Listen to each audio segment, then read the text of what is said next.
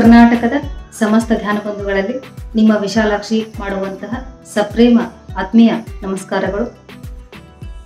ಒಬ್ಬ ಮನುಷ್ಯನಿಗೆ ಧ್ಯಾನ ಉಸಿರಾಟದಷ್ಟೇ ಮುಖ್ಯ ಅನ್ನುವಂತಹ ಬೃಹತ್ ಸಂದೇಶವನ್ನ ಇಡೀ ಭೂಮಂಡಲಕ್ಕೆ ಸಾರಿದಂತಹ ಪಿರಮಿಡ್ ಸ್ಪಿರಿಚುವಲ್ ಸೊಸೈಟೀಸ್ ಮೂವ್ಮೆಂಟ್ನ ಸಂಸ್ಥಾಪಕರು ಆದಂತಹ ಪಿತಾಮಹ ಬ್ರಹ್ಮರ್ಷಿ ಧ್ಯಾನ ಯೋಗಿ ಡಾಕ್ಟರ್ ಪತ್ರಿಜಿ ಗುರುಗಳ ದಿವ್ಯ ಮಾರ್ಗದರ್ಶನದಲ್ಲಿ ಇಡೀ ಭೂಮಂಡಲ ತುಂಬ ಎಲ್ಲ ಧ್ಯಾನ, ಸಜ್ಜನ ಸಾಂಗತ್ಯ, ಸ್ವಾಧ್ಯಾಯ ಅಷ್ಟೇ ಅಲ್ಲದೆ ಶಾಕಾಹಾರದ ಒಂದು ಅಲೆಗಳು, ಒಂದು ಸಂದೇಶ ಇಡೀ ಭೂಮಂಡಲವನ್ನೇ ಇವತ್ತಿನ ದಿವಸ ಆವರಿಸಿಕೊಳ್ತಾ ಇದೆ. ಮೈ ಡಿಯರ್ ಫ್ರೆಂಡ್ಸ್, ಧ್ಯಾನ ಅನ್ನೋದು ಪ್ರತಿ ಮನುಷ್ಯನ ಜೀವನದ ಅಗತ್ಯತೆ, ಅನಿವಾರ್ಯತೆ.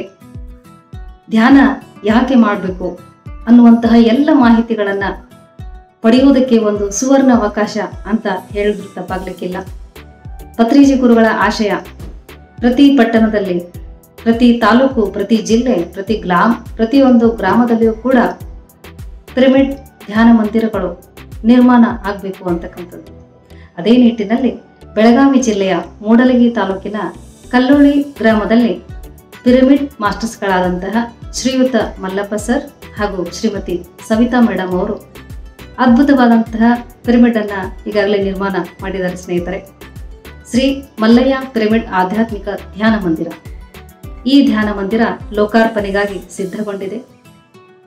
ಈ ಲೋಕಾರ್ಪಣೆ ಕಾರ್ಯಕ್ರಮವು ಮೇ ತಿಂಗಳು 10ನೇ ತಾರೀಕು, ಸಮಯ ಸರಿಯಾಗಿ 9 ಗಂಟೆಗೆ. 10ನೇ ತಾರೀಕು ಸಮಯ ಸರಿಯಾಗಿ 9 ಗಂಟೆಗೆ. ಇಂತಹ ಈ ಕಾರ್ಯಕ್ರಮದಲ್ಲಿ ಕರ್ನಾಟಕದ ಎಲ್ಲ ಪಿರಮಿಡ್ ಮಾಸ್ಟರ್ಸ್ಗಳು ಅಷ್ಟೇ ಅಲ್ಲದೆ ಅತಿ ಮುಖ್ಯವಾಗಿ ಬ್ರಹ್ಮರ್ಷಿ ಪ್ರೇಮನಾಥ್ ಸರ್ ಅವರು ಕೂಡ ಆಗಮಿಸ್ತಾ ಇದ್ದಾರೆ. ಅಷ್ಟೇ ಅಲ್ಲದೆ ಕರ್ನಾಟಕದ ಸಾಕಷ್ಟು ಮಹಾತ್ಮರು ಕೂಡ ಈ ಕಾರ್ಯಕ್ರಮದಲ್ಲಿ ಭಾಗವಹಿಸಲಿದ್ದಾರೆ ಸ್ನೇಹಿತರೆ. ಇದೊಂದು ಎಲ್ಲ ಧ್ಯಾನ ಬಂಧುಗಳಿಗೆ ಸದಾವಕಾಶ. ಹಾಗಾಗಿ ಈ ಒಂದು ಕಾರ್ಯಕ್ರಮದಲ್ಲಿ ಹೆಚ್ಚಿನ ಸಂಖ್ಯೆಯಲ್ಲಿ ಭಾಗವಹಿಸಬೇಕಾಗಿ ವಿನಂತಿ. ಸ್ಥಳ ಕಲ್ಲೋಳಿ ಗ್ರಾಮ, ಗೋಕಾಕ್ ರೋಡ್. ಇದು ರಸ್ತೆಯ ಪಕ್ಕದಲ್ಲಿಯೇ ಇರುವುದರಿಂದ ಇದು ತುಂಬಾ ಅನುಕೂಲಕರವಾದಂತಹ ಸ್ಥಳ.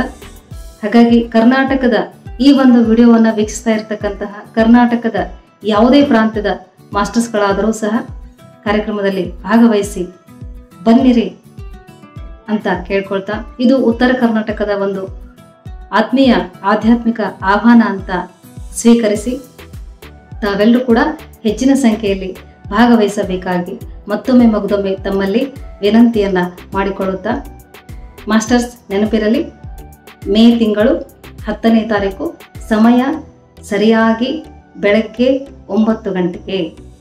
ಇಂತಹ ಒಂದು ಕಾರ್ಯಕ್ರಮದಲ್ಲಿ ನೀವು ಬನ್ನಿ. ಹಾಗೆ ನಿಮ್ಮವರನ್ನು, ನಿಮ್ಮ ಸ್ನೇಹಿತರನ್ನು, ನಿಮ್ಮ ಬಂಧು ಬಾಂಧವರನ್ನು ಕೂಡ ಕರೆತನ್ನಿ. ಧ್ಯಾನ ಅಂದರೆ ಮನುಷ್ಯನಿಗೆ ಉಸಿರಾಟದಷ್ಟೇ ಮುಖ್ಯ ಸ್ನೇಹಿತರೆ. ಹಾಗಾಗಿ ಎಲ್ಲರೂ ಕೂಡ ಈ ಕಾರ್ಯಕ್ರಮದಲ್ಲಿ ಭಾಗವಹಿಸೋಣ. ನಾನು ಸಹ ಈ ಕಾರ್ಯಕ್ರಮದಲ್ಲಿ ಭಾಗವಹಿಸ್ತಾ ಇದ್ದೇನೆ.